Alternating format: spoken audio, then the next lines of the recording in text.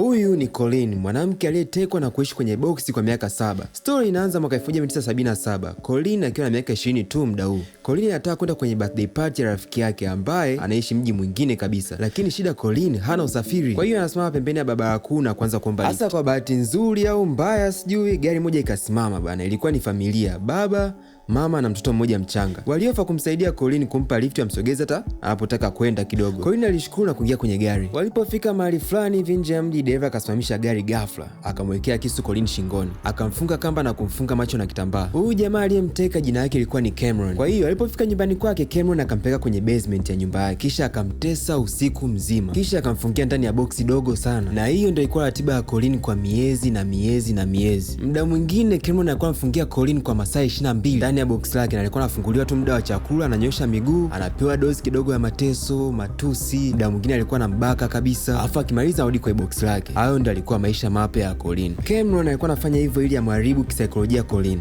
akamsainisha na mkataba wa kuwa mtumwa wake, alafu akanamwambia vitu kwamba kuna mashetani na majini yanaitwa The Company, ukijaribu tu kutoroka au kunikasirisha yanakuja kukufuata na kuua wewe na familia yako. Na Colleen naye muda huu akili zilikuwa sasa kumruka kutokana na hali mateso na unyanyasaji aliokuwa anapata. Kwa hiyo alikuwa anaamini kila kitu ambacho Cameron anamwambia. Baada ya miaka miwili ya kuishi ndani ya boksi, kuteswa, kubakwa kila siku, ilikuwa mwaka 1979 sasa. Cameron akaanza kumpa uhuru kidogo kidogo Colleen, akawa anamtoa kwenye basement anampeleka nje apate jua. Colleen muda huu alikuwa anamwabudu Cameron kama vile ni Mungu wake, yani kama vile alikuwa mbwa fulani hivi na mtu wake. Cameron akaja anamtuma Colleen sokoni na Colleen anaenda na anarudi. Hawahi kujaribu kutoroka, ndio jinsi gani alivyokuwa ameogopa. Akawa anasaidia kazi za nyumbani kama kupika, kudeki, kazi tu za ndani, kulea watoto pia alikuwa anasaidia. Yani Cameron alikuwa anampa simu asalimia wazazi wake, anamwambia waambie kuwa yuko salama na yupo kwenye shida yoyote wasimtafute. Yani Colleen aliharibika, yani muda mwingine alikuwa anaingia kwenye box yeye mwenyewe bila hata kulazimishwa. Baadaye Cameron akamtengenezea box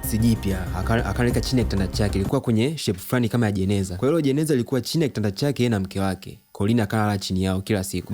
Yani Cameron alikuwa sio mtu mzuri kabisa ese. Yani what's the point? Hem, tuende na story. Miaka ikaenda ikafika mwaka 1981. Cameron akamruhusu hadi Colleen akaona wazazi wake. Wazazi wa Colleen walifurahi sana kumwona baada ya siku nyingi sana. Lakini Colleen aliwaambia kuwa hawezi kubaki, inabidi arudi huko anapoishi. Wazazi wake walijaribu kumwomba abaki ila alikataa. Kwani akilini mwake Colleen anajua kwamba akisema anachopitia wale majini, wale The Company waliodanganywa, watawafuata wazazi wake na kuwaua pamoja na yeye pia. Kwa hiyo alikuwa anaogopa sana. Baadaye Cameron akamtafutia na kazi kabisa, akawa ni maid kwenye hoteli moja ilikuwa karibu anapoishi. Akamtafutia kazi na kila akipata hela akawa anamletea Cameron. Yaani hata hizo hela akainazo yeye mwenyewe. Hadi hapa tulipofika kwenye story ni mwaka wa 7 sasa, ambao Colleen ni mtumwa wa nani? Wa Cameron. Cameron ashajua jinsi ya kutengeneza watumwa, yani kama vile Colleen ilikuwa ni jaribio. Kwa hiyo sasa hivi ashajua jinsi ya kumtengeneza mtumwa, inabidi mfanye hivi na hivi. Kwa hiyo sasa anataka ongeze watumwa 4 wengine, yani anatengeneza maboksi 4 mengine na anatengeneza banda la nje ya nyumba. Cameron atamwambia mke wake huo mpango. Hasa mke wake atasema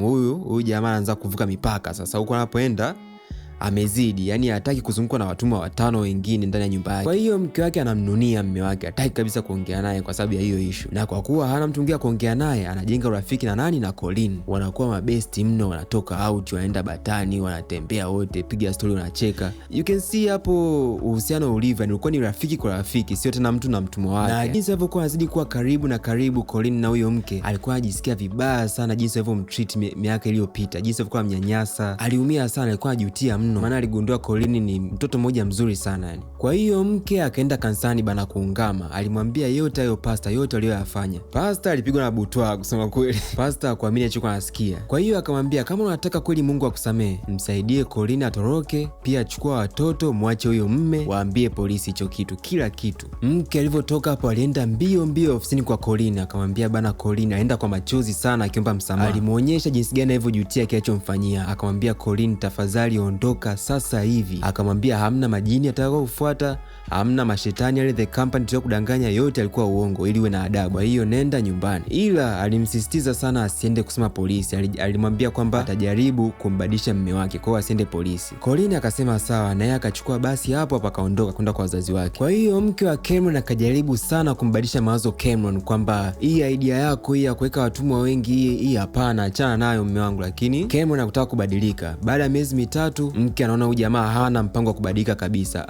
Akaona hapa siwezi sasa. Nina watoto wa kike, huyu jamaa atakuja kuwafanyia kitu mbaya siku moja. Kwa hiyo hapo akaenda polisi kumshtaki. Cameron akakamatwa, akapelekwa mahakamani na akakutwa na hatia. Akapewa kifungo cha miaka 104 jela. Hivi hiyo iko kifungo cha maisha tu. Mke naye hakupewa muda wote jela kwa kuwa alimsaidia Colleen na pia alikuwa shahidi wa Colleen pia mahakamani. Kwa hiyo kesi yake ikafutiwa hapo. Kwa hiyo that's it for today. Story inaishia hapo. Kama umependa hii story, kuna movie yake pia inaitwa Girl in the Box. Unaweza ukaitafuta kuiangalia. Hii kesi ilikuwa maarufu sana kipindi cha miaka 80. Kwa hiyo ilibidi atengeneze filamu yake. Ila other than that, see you on the next one.